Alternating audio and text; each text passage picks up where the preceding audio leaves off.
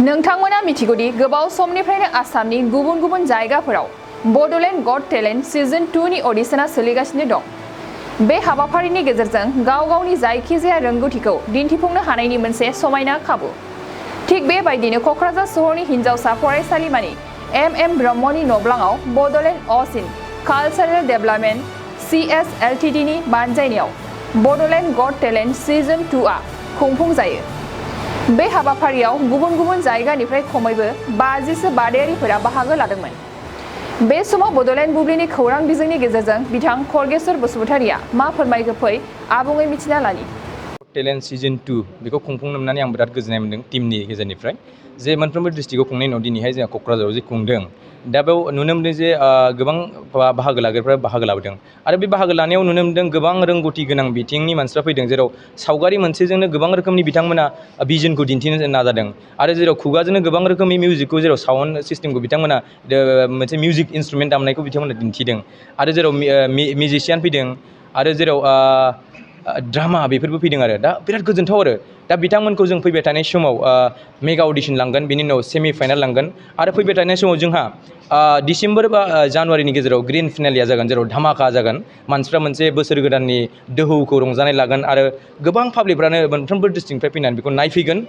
आरो बिथांमोनखौ जे सायख'नाय सिस्टेम बे सायख'नाय सिस्टेमा आलदा रोखोमनि जागोन जेराव भटिं सिस्टेमजों रायजोआनो बिथांमोनखौ भटिं होनानै वेबसाइटनि गेजेरजों बा मिसकलनि दारै बिथांमोनखौ सायख'गोन आरो बै बिथांमोनानो बड'लेण्ड गट टेलेन्टनि जे टाइटेल उइनारखौ मोननो हागोन। आरो आं मोनसे खोथाखौ बुंनो सानो जोंना एसे जेनेबा डिसेम्बर बा जानुवारियाव मानि थाखाय लानाय जादों बे लानायनि खारना जाहैबाय जायफोर मेक्सिमाम बाहागो लागिरि बिथांमोना जाबाय स्टुडेन्ट बिनि थाखायनो बिथांमोननि जे एग्जामनि जे बेला बेखौ जों नायनानै शिडिउलखौ मिलायनानै बिथांमोननि जे मोजां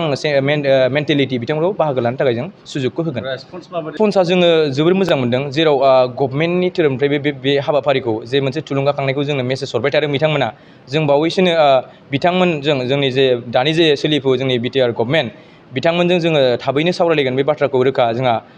जोंनो मानगोनां चिफ बिथां प्रमद सारनि जे OST बिथांजों जों सावरायखाबाय दा फैबाय थानाय समाव जों जयैनो मोनसे टेबोल टक खालामगोन मोनफ्रोमबो कमिउनिटि आरो बर' कमिउनिटि आरो गोबां कमिउनिटिखौ जोङो जयै लानानै जों आवगाय फारसे जों लांगोन। जोङो बेखौ थारैनो बेबायदि थांखि जों खुंफुंदों जेरैबायदि जों दा मोनफ्रोमबो हाबाफारिखौनो जोङो ओरैबायदि थांखि जों लादों जेराव जायफोरा जुदि न'खरा गोरिब बिथांमोननोबो जोङो माखासे कनसिडारेसन डिसकाउन्टखौ जोङो रेजिस्ट्रेसनखौ लानाय जादों आरो बिराद खम एमाउन्टनि जोङो खम बिबांनि जोङो रेजिस्ट्रेसन फिसखौ लादों बुंनो थाङोब्ला गोबांफोरनि प्रग्रामनि रुजुनायाव दा जोंना आरो फैबाय थानाय समाव जोङो मेगा एबा सेमि फाइनालफ्राव बेबायदि गोग्गो गागा जोङो फिस लानानै जों बिथांमोनखौ जे मोनसे कमार्शियेल टाइपआव जों बे प्रग्रामखौ खालामनो थाङाखै बे मोनसे जोङो बिथांमोननि जे समाजाव थानाय थाखुमानाय टेलेन्टफोरखौसो जों मदद होनो थाखाय बे बड'लेण्ड गट टेलेन्टआ आवगायबोदों एराउन्ड 50+ बेखौ टटेल आं केलकुलेसनखौ नायथ'वाखै टटेल 50+ जादों जेराव आरो जोंहा नबजित DID लिटिल विनार बिथांमोना फैदों आरो गोबां आलासिफोर फैदों जेराव हारिमुजों आवगायनाय एबा टेलेन्टफोरनि बिथिङाव गोबां गियान गोनां बिथांमोना फैनानै बे हाबाफारिखौ बेखेवफैदं। बहुत आनन्दित मैं जे आमार बड'लेण्ड गट टेलेन्ट जितु सिजन 2 गटाई অসমবাসীক গোটাই ডিষ্ট্ৰিক্টত কৰি কিনি আমাৰ কোকৰাঝাৰ আজি অডিশ্যন চলিছে য'ত 50+ আমি কণ্টেষ্টেণ্টটো পাব সক্ষম হৈছোঁ। ইয়াত বিভিন্ন ধৰণৰ যেনেকুৱা মুকত দি চাউণ্ড বাজাই কিনি যে মিউজিক ষ্টাইল এনেকুৱা আহিছে আৰু আমাৰ যিটো ট্ৰেডিশ্যনেল বড়োৰ যিটো ছং নিজে লিখি কিনি এইটো গাইছে আৰু মেজিক আহিছে এনেকুৱা আৰু ইউনিক টাইপৰ এনেকুৱা আৰ্টিষ্টো আহিছে য'ত তাৰমানে এটা আৰ্ট দি 2-3টা যিটো ভিজন সেইটো দেখাব খুজিছে লগত অহা সময়ত যিটো এইবিলাক টেলেণ্ট যিটো চিলেক্ট হৈছে এইটো আমি এই অহা সময়ত মেগা অডিশ্যন পাতিবলৈ গৈ আছে য'ত যিবিলাক ইয়াত জিকি পিনি আমাৰ যিবিলাক ছেমি ফাইনেললৈকে গৈ যাব সেইকেইটাৰ কাৰণে আমি ভোটিং ছিষ্টেম ৰাখিছোঁ য'ত সেইকেইটাক আমাৰ পাব্লিকে চিলেক্ট কৰিব পাব্লিকে কোনে উইনাৰ হ'ব সেইকেইটা দেখি কিনি টেলেণ্টটো আমাৰ বড়োলেণ্ড গট টেলেণ্ট টাইটেলটো সেইবিলাক পাবলৈ সক্ষম হ'ব। खुलुमबाय साफ्रोमखौ आमार फाइनाल एराउन्ड डिसेम्बर या जानुवारिলৈকে कमप्लिट হ'ব য'ত আমি শিডিউলটো মিলাব লাগিব যেনেকুৱা কিছুমান প্ৰগ্ৰাম আছে য'ত এনেকুৱা আমি দেখিবলৈ পাইছে যে কিছুমান এক্সাম আছে তাৰ কাৰণে আহিব পৰা নাই কাৰোবাৰ কিবা ডাঙৰ কিবা প্ৰগ্ৰাম আছে আহিব পৰা নাই সেইবিলাক দেখিব লাগিব আমি যে পাৰ্টিচিপেণ্ট কেইটাৰ কোনটো ভাল হ'ব যে বেছিভাগ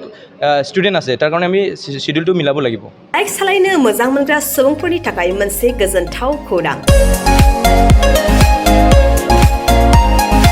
जोबोद खम बेसेनावनो लननि गेजेरजों बाइक लानो हागोन। क'क्राझार जिल्ला सेरफांगुरियाव थानाय पंका एन्टारप्राइजआव मोनसे गोदान खाबु लाबोदों। फैगौ 30 आगस्तनिफ्राय 2 सेप्तेम्बरसिम पंका एन्टारप्राइजआव लन मेला खुंफुंगोन। बेनि गेजेरजों नोंथाङा बाजाज कम्पानिनि गुबुन गुबुन रोखोमनि गोदान बाइकफोरखौ जोबोद खम डाउन पेमेन्ट होनानैनो लनाव लानो हागोन। बारा नङा, गासै 10,000 डाउन पेमेन्ट होनानैनो नोंथाङा बाइकखौ मोनफुंनो हागोन। जोबोद खम बिबांनि सुदआवनो गारिफोरखौ लानो हानायनि खाबु मोनगोन।